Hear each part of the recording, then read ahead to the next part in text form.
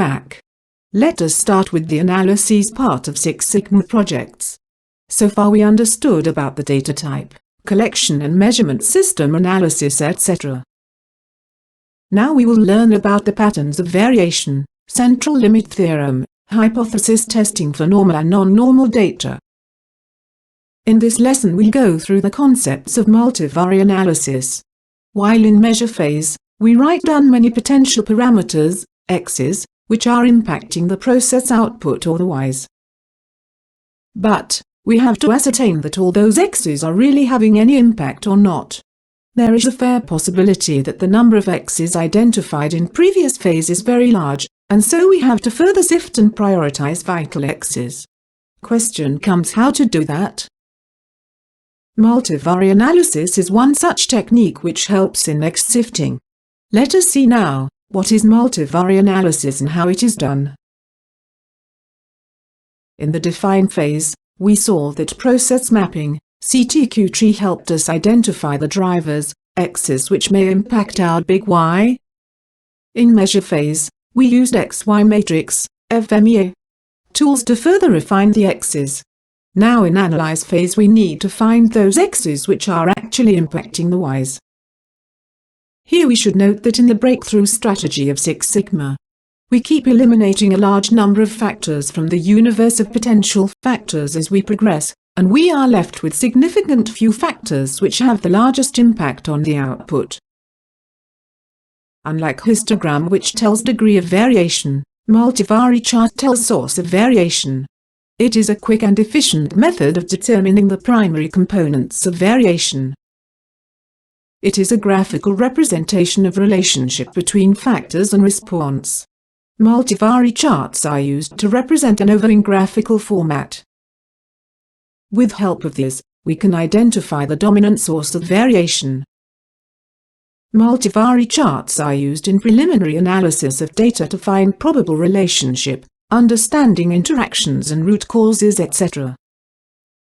For example, if we want to quickly understand the effect of a tool on the output, or effect of time shifts on the output, that is why we can make use of multi-vari analysis.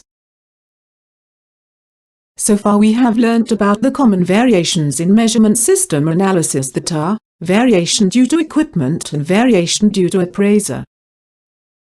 We also have heard about the common cause variation and special cause variation, about which we'll learn more in the upcoming lessons. Now we'll see three more sources of variation, namely positional, cyclical and temporal. Understanding positional, cyclical and temporal variations are not too tough, as we can identify them with the help of multi-vari studies. Positional variation is found within a unit or part. This type of variation is normally seen when one unit's various parts are different. For example, in a batch of cookies, different cookies may taste different. A unit in this example is the batch of cookies. Second type of variation is cyclical variation, or variation between units. If we again take an example of cookies, we can find variation in taste in 3 consequent baking cycles. Another example could be, say a customer call takes 5 minutes, while with next customer it takes 8 minutes. So these are different units and variation exists between units in the given period of time. So far we saw that variation exists within a unit, between units in a short period of time. There is another source of variation which comes due to longer period of time. This is called temporal variation or lot-to-lot, or over-time variation. Multi-vari analysis can be performed on other processes. We simply have to identify the categorical sources of variation of interest. Unit, batch, lot, and so forth. Let us understand the sources of variation with an example. Sale, the outcome of the baking process is taste of cookies. We know that moisture content impacts the taste, thus we can study the variable which is moisture content for multi-vari analysis.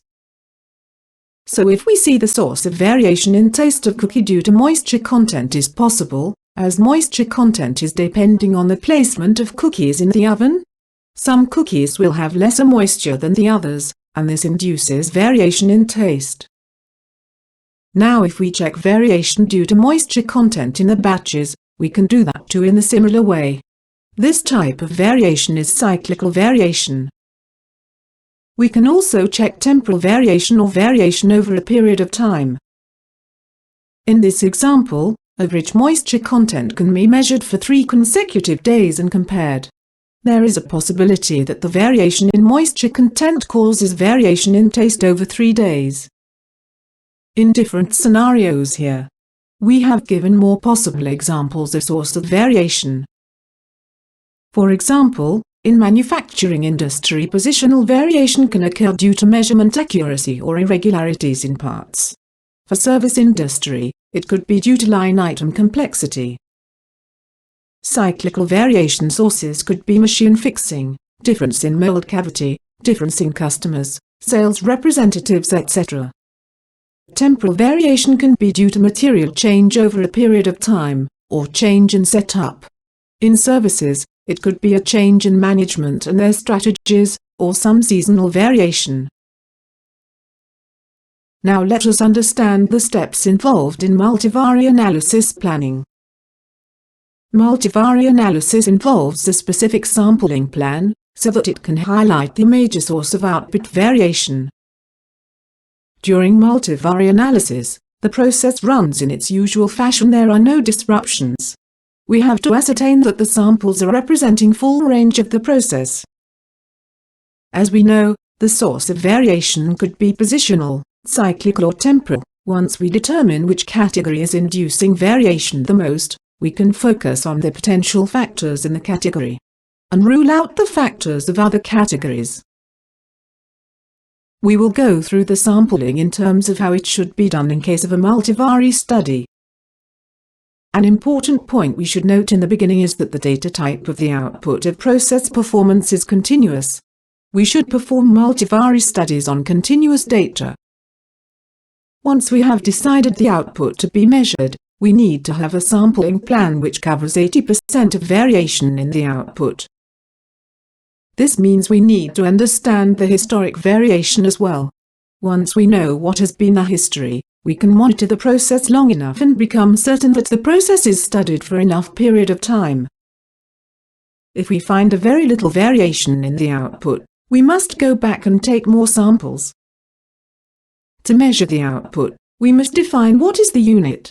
Also, on or within each unit we should be able to take 2 or more measurements of the output on different locations. So, the basic requirement for a unit is that the output characteristic must be measurable multiple times at different points on the unit. For example, if we are measuring the moisture content in the cookies, a batch of 20 cookies coming out of oven is defined as a unit, and in that unit we can take 2 or more cookie samples. 2 to 5 measurements are taken within unit, as defined above, and for 3 to 5 consecutive units. After allowing some time, data is again collected as in the above step. The time interval can be of 3 to 5 consecutive units. Range of historical data variation is compared with the multivari data, and if it is covering almost 80% of data, we can say enough data is collected. Finally, the data is plotted on graph and analyzed.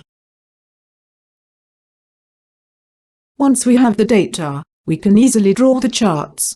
For within one unit data, range is calculated by subtracting minimum value from the maximum value. As shown here, average of data points is calculated and then the 3 points are plotted. For between units analysis, each of the unit data is plotted in sequence, and the average values of each unit are connected. Time-to-time or temporal analysis can be done by plotting units over a period of time. The process remains the same. As by now we know that the sampling plans should encompass all 3 types of variation: within, between and temporal. Typically we start with a data collection sheet that makes sense based on our knowledge of the process. Then we follow the steps. We must note that data collection should represent at least 80% of the variation within the process, as then only we have enough information to evaluate the graph. If we only see minor variation in the sample, it is time to go back to collect additional data. Remember, for a multivariate analysis to work, the output must be continuous, and the sources of variation discrete. Now let us see how to create the multi-vari chart in Sigma-Excel. We'll take an example of Quick Info Call Center, which wants to analyze the impact of certain factors on the overall satisfaction score, which is our response or dependent variable Y. The independent variables under study are type of customer and size of customer.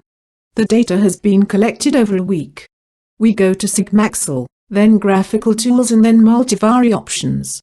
We should uncheck Standard Deviation Chart, as that is not we need here generally, and click Finish. Sigma-Excel will then open the Multi-vari Charts dialog. There select Overall Satisfaction as Numeric Response Y, Customer Type as Group Category X1, and Size of Customer as Group Category X2. Within Unit should not be added as a group category.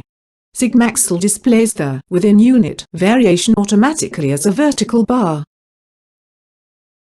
Multi-vari studies are used to identify possible X's or families of variation.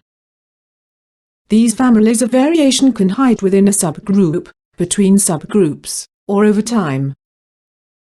We logically subgroup discrete X's, the independent variables, and plot against a continuous Y, the dependent variable.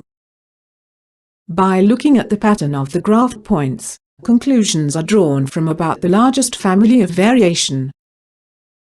Multi-vari charts are useful in visualizing two-way interactions. Quick Info is doing exceptionally well with respect to satisfaction with customer type 2, large size and consumer type of product, while there is huge amount of variation in the cases encircled with red. These are the examples of within-unit variation. While if we check unit-to-unit variation, the ranges are overlapping, patterns are same, and we cannot confirm that there is any significant contribution in variation in overall satisfaction due to customer size and product type. We can say that multi-vari charts help us in quickly identifying a source of variation in cases where Y is continuous and X is discrete, though conclusions should always be ascertained with the help of hypothesis testing and ANOVA as applicable.